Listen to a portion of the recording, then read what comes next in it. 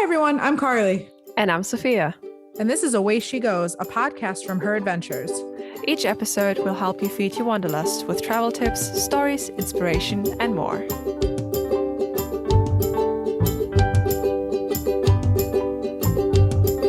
Away she goes. Welcome back, everyone, to another episode of Away She Goes. Today, Carli and I are joined by our friend and fellow team member of her adventures, Danielle. How are you doing? I'm good. How are you? Good. Would you like to start by telling us something about your role in her adventures? Yeah, so to be honest, I have taken kind of a backseat since the pandemic. I started out as a member of the book team. I'm on the food team still, and kind of happy to support wherever needed, and hopefully hoping to grow my role again as I have more time now in the future. Nice. Yeah, I remember we were on a book club together. Yes, at the beginning. yeah. Would you like to tell listeners a little bit more about yourself in general, what you do outside of her adventures?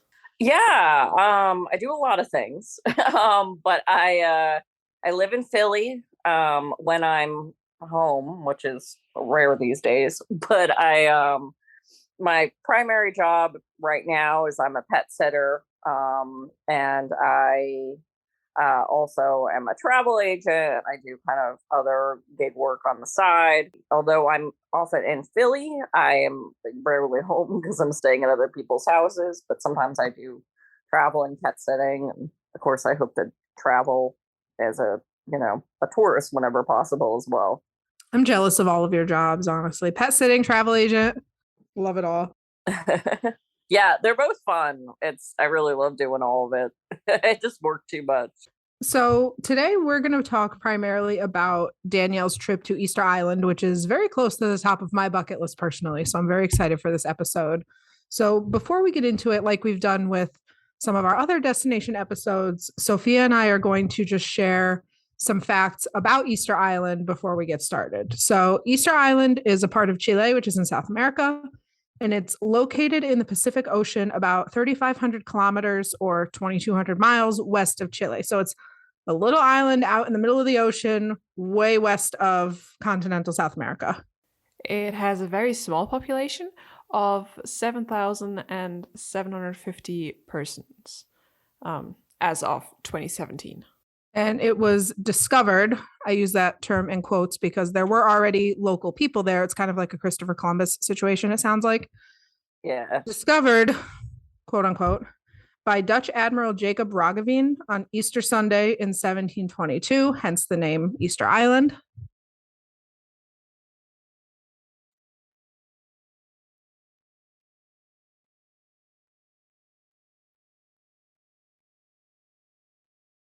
It's really isolated. And what Easter Island is perhaps most known for is the mysterious and famous Moai or Rapa Nui statues.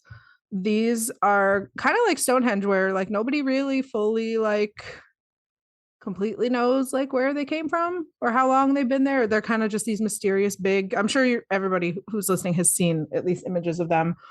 They're basically these big heads, like gigantic stone head statues. When I was in Hawaii a couple of years ago, they had a Polynesian, we were at the Polynesian Culture Center, and they had an islands exhibit, and one of the islands that they highlighted was Easter Island. So I got to see like pretend Easter Island statues, but not the real thing yet, unfortunately. So Danielle, first and foremost, what prompted you to go to Easter Island? Like, did you just kind of wake up one day and be like, I want to go there? Like, what were the circumstances for you actually going on this trip? Yeah, I've always heard, I think I remember seeing a documentary on it on some TV station. I can't remember where. It was a very long time ago, but I was like, that sounds interesting. So it's always been a place that just kind of intrigued me. And with my job as a travel agent, I had entered, not really knowing, I entered a contest with Expedia when I booked a client a trip to Mexico. And it was, I think you had to like opt in, and basically you book a client anywhere with like 4 nights hotel and to Mexico, and you get like a free $2,500 trip. So I like forgot about it. And then like a month or two later, I got an email and they were like, congratulations, you've won this sweepstakes. And first I was like, is this real? And then I was like, wait, I can remember Scam entering alert. this. Right. Yeah. And then they tried calling me too. So I was like, Oh, no. okay, this is real. So the stipulations were basic because first I was like, ooh, what, I could do like a trip to a bunch of places or whatever. Yeah, you could do a lot with 2,500. Yeah. But the stipulations were basically it had to include a hotel and flight, and basically I had to stay in one place. I couldn't book multiple. Okay. Because first I was like, well, maybe I'll just, do a couple places in Japan. But basically I had to book it as a package. And with my travel agent perks, often I get really good hotel perks and, in various places, and I can stay kind of nice places. So I figured the best way to use this money would be to spend most of it on airfare. And I was like, where's a place that never has airfare deals? Because I was looking into like, again, I was still thinking about Japan. That's one of my like major trips I want to do, or somewhere in Australia or New Zealand or something like that, places I've always wanted to go. Then I started thinking, okay, so what's somewhere like weird? I started looking at a map. And I don't really know how the idea of, because I was thinking I was looking at, I don't know how to say it, but it's Mauritius. Oh, Mauritius. Mauritius. Yeah, there you go. I know how to spell it, but not say it. So I was looking at there because I was like, that seems like a cool place. It's a hard place to get to. But then I remembered I had seen like a flight deal there once. So I was like, all right, Easter Island. I've never seen a flight deal there. And I started looking into it, and some of the flights were able to be on business class. So I was like, you know what, and also I only had a certain amount of time off work. So it's the type of place you only need to spend like a couple nights there. It's a pretty small island, so there's not like a ton to do. So I was like, all right, you know what? I think that's going to be the best way to do it. So I decided I was going to go to, the place that I would probably never get a good deal to or be able to afford to go to, and I was going to take that opportunity and so forth. So I booked the trip. I love that. Sounds like something I would do. Yeah. Definitely. What route did you have to take to get there? I mean, I'm assuming you flew into Santiago and then from Santiago to Easter Island. Was it like super convoluted with a bunch of layovers, or was it pretty straightforward? Yeah. Well, if everything had gone according to plan, it actually wasn't. I mean, it was a long flight, but it wasn't too bad because I'm in Philly, but I'm pretty close to Newark or JFK, which are much better airports for flying out of, that sort of thing. So I could fly direct from there to either, I could have done Santiago, or I could have, there's another city I could have flown into. But Santiago ended up being like the best option. So from nonstop there, or I think actually I might have had a layover. Actually, I'm sorry, disregard, because I did end up deciding to fly out of Philly because that was the way to get the for whatever reason, it was cheaper to do the business class flights from Santiago to Easter Island than if I were to fly out of Newark. So I did go from Philly to, I think it was supposed to be Dallas or something like that. And then from Dallas to Santiago. And then from there, that's when I had that business class flight to Easter Island. And it was going to be a lot of flying, but it was like relatively easy layovers. It didn't seem like anything crazy. Interestingly enough, I was also looking, everything in the cards for this trip seemed to be like coming together. So I had actually posted on it was Girls Who Travel at the time. And I had said something because I was thinking one of the legs of flights, I think it was from Houston to Santiago. It was really cheap and I say really relatively, but it was pretty cheap to upgrade my seat to economy plus, and I had posted what the dollar amount was. And I, said, is this worth it? Should I do this? I'll have a little bit extra leg room. And somebody randomly from the group sent me a message, or she commented, and she was like, check your messages. And then she asked me, what's your PayPal? And I just gave her my PayPal, but I wasn't really sure what she was trying to do. And she randomly sent me the $200 to upgrade my flight. What? As well. What? Yeah. I never really said anything about this. She didn't want me to like say her name or anything.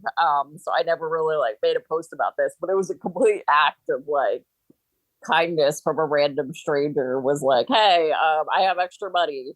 You should upgrade your flight and then just keep the extra money and, do something with it in Easter Island. So I got to upgrade that part of my flight too, like random, but really nice. So like everything seemed to be coming together, even though it was going to be a lot of flying. Like, I had business class and then I had upgraded leg room on some of the legs too. So it didn't seem like it was going to be that terrible. And then I was also going to have, I think it was a 24-hour layover in Santiago each way, which I figured was good because there's only so many flights going in and out of Easter Island. But at least if there was a delay, I would have some time, and also I could explore the city. Okay, yeah, so that's how the trip was supposed to be. But okay, so things ended up happening. Yeah, so what happened? Yeah, so there was so essentially, and I forget exactly how they announced this and how I found out that this was the actual problem. But there was an issue with the toilets on the flight. And one of the toilets and this was the initial flight I think it was out of Philly. Oh, so this is like the first leg where I was in trouble. Yeah. Oh God. I was waiting for my flight, all excited. And the toilet essentially, like, I guess, exploded. I don't know if there were people on the flight when this happened, or it was after people got off the flight. But they started basically telling us what happened. They were like, there's a chance this flight might be canceled. We'll have to do like a deep cleaning. And then they started, as finally there was a delay. And then finally we were able to get on it. And they said, okay, now everybody who gets on the flight, just make sure you keep your shoes on. No way. Oh. I'm like, it was wild. It was absolutely wild. So I was like, all right, going on the poop flight, First of all, everybody listening, you should always keep your shoes on a plane to begin with. Please do not be that person that takes your shoes off. If you're over the age of 5. Yeah. Keep your shoes on your feet. And if you don't, let this be a lesson to you that you could be stepping on the poopy floor.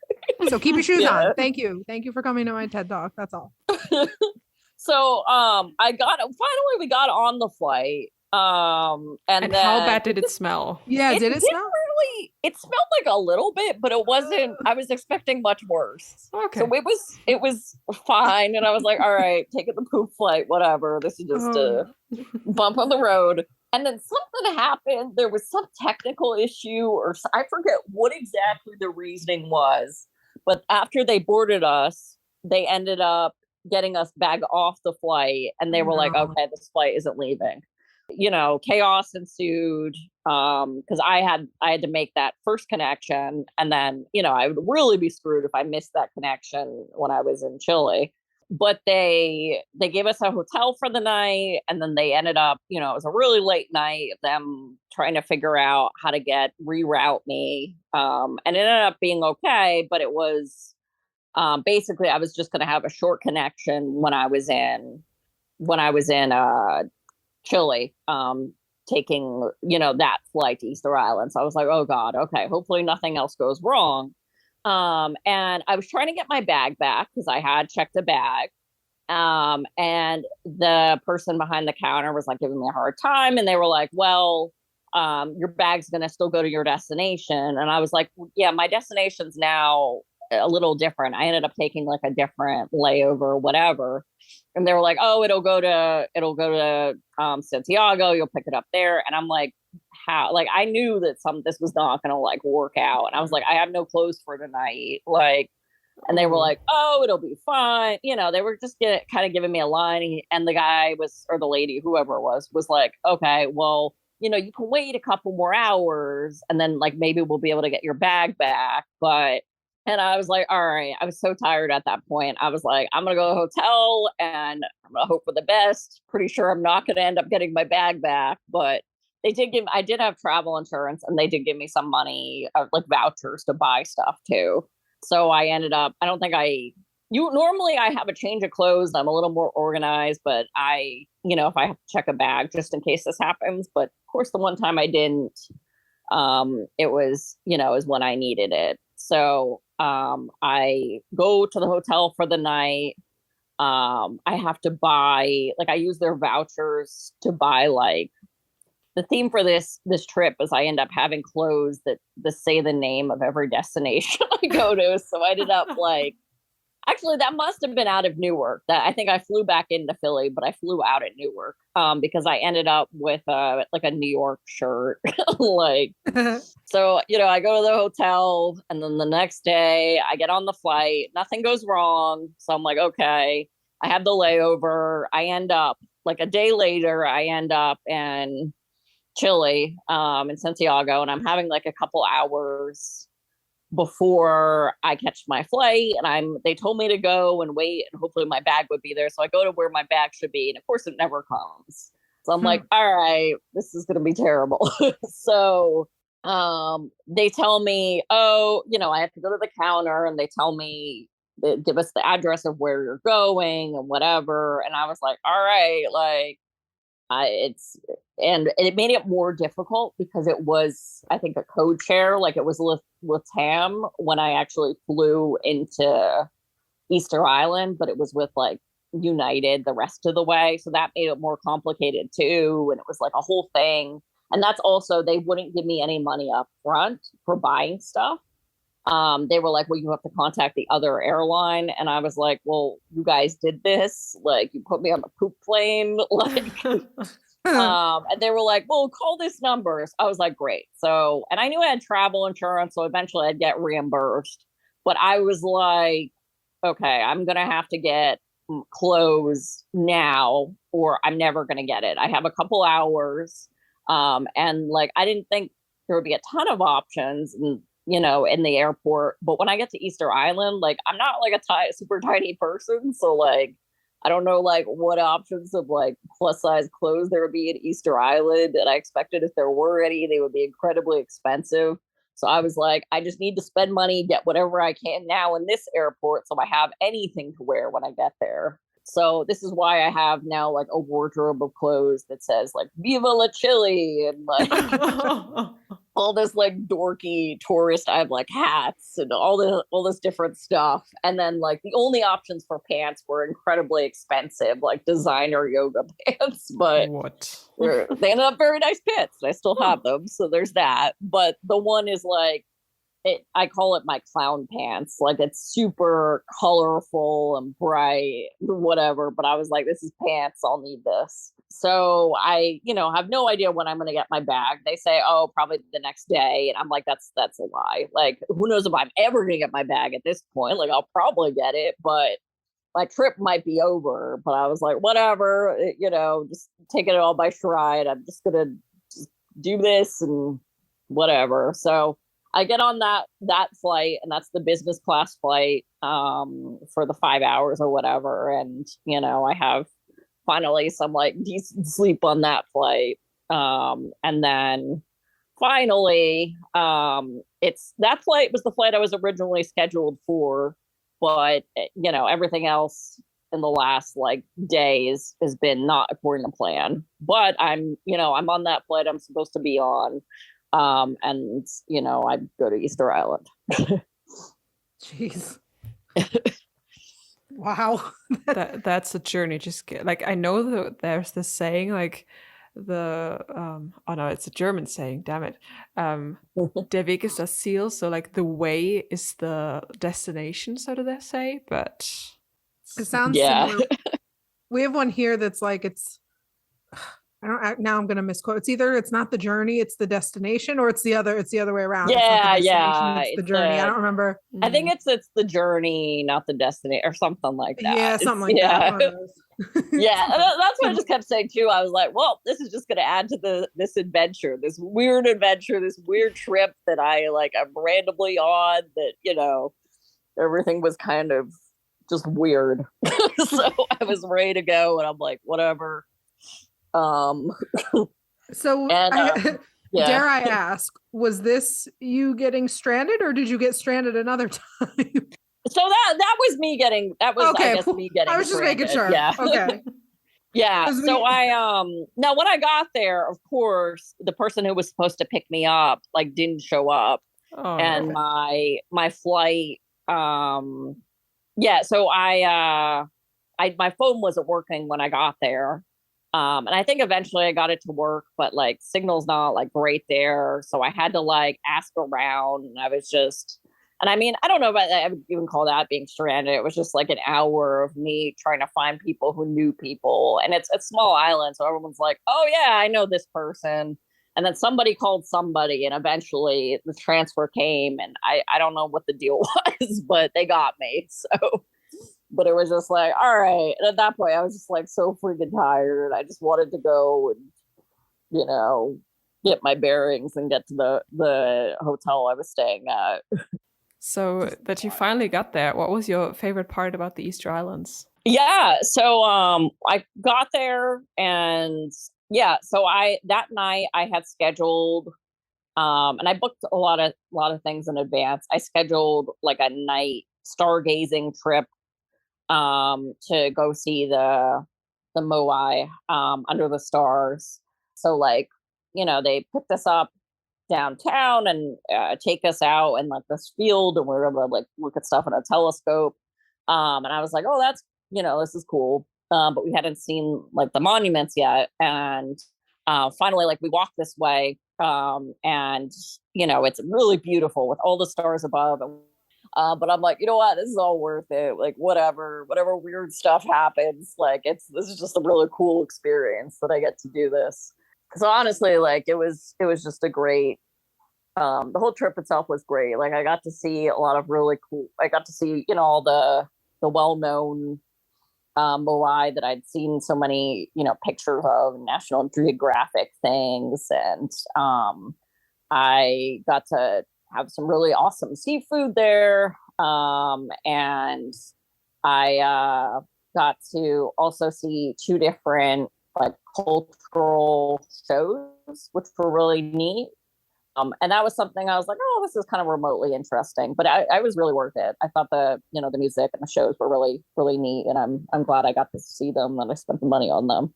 And then my last day, I also got to see the sunrise with behind the Moai, and that was, I flew out shortly thereafter. So it was a short trip, but it was just really a once in a lifetime trip, that everything I got to see, and and all the really cool monuments and stuff I'd read about for so long and watched documentaries of, and it was just so cool to be able to do it. Other than the the long and arduous journey to get there, was there anything that you didn't like about Easter Island, or did you enjoy everything about it?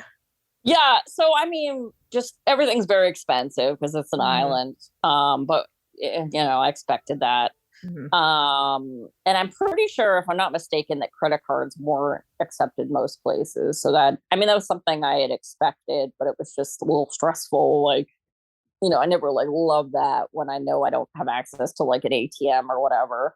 But the other thing is Easter Island, and this is something I had not read. I spent so much time reading and researching for this trip, but Easter Island has a really bad stray dog problem. And I've been to a lot of places with stray dogs. I was in Panama, and walking the street late at night, and there was a whole pack of stray dogs, and I was like, this is a little creepy.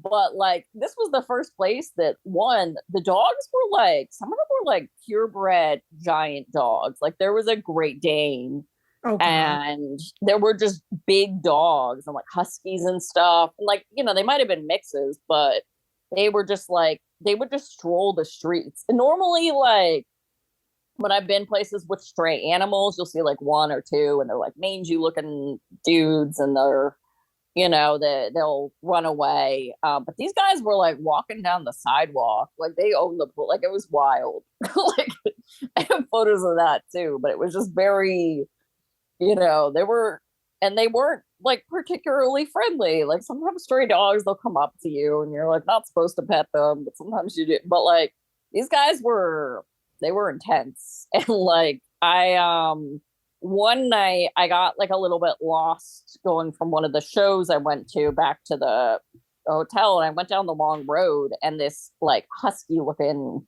thing, it was probably a mix, but comes out and like starts growling at me. And he was, I could tell he was ready to attack. And there was nobody there. So what I just ended up doing is like I looked away, I didn't make eye contact, so I didn't want to appear like a threat, and I like backed up. And he was like growling, and eventually, and I just walked really slowly, and I was able to get away. But it was pretty freaky. Like I definitely thought I was about to be attacked by a dog, and I ended up meeting somebody like the next day who had a similar experience late at night, and he did get attacked.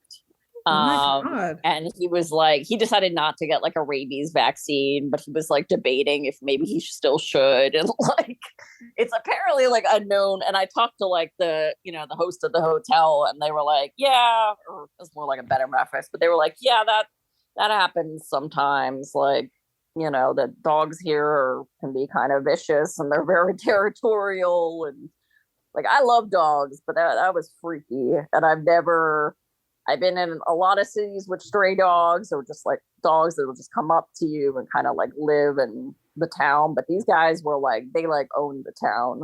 Like it was a little intense. Well, that's something you don't ever see on social media about the Easter Islands. No. Yeah. It's a very weird, you just feel like you would, when you read about Easter Island, you would see, because people are always like, oh, it's so safe. And it's like, yeah, it is. And I also, it's being stabbed, but not for getting rabies. Yeah. And like I read and I Googled too, because I'm always curious about seeing local animals. And I'm pretty sure any animal that was like, most animals there have gone extinct or whatever, or maybe there weren't too many animals to begin with, but no one ever mentioned, oh yeah, wild dogs kind of rule the island. So wow. Yeah. So besides the threat of potential attacks by the dogs and the credit cards, I think that's a good tip. But is there anything else that people may not expect or necessarily find in their research that people should know before going to Easter Island, good or bad?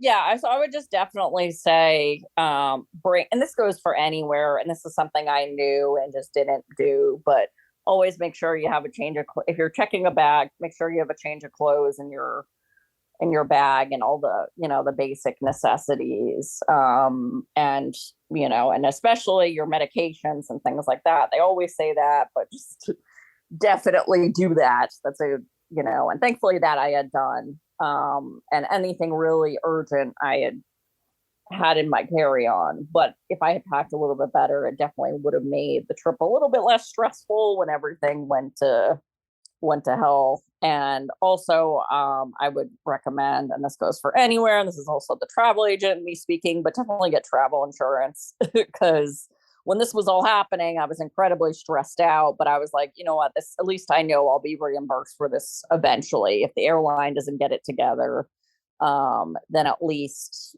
I will have travel insurance, and they'll reimburse you for like a trip delay and any, and missed hotels and things like that as well.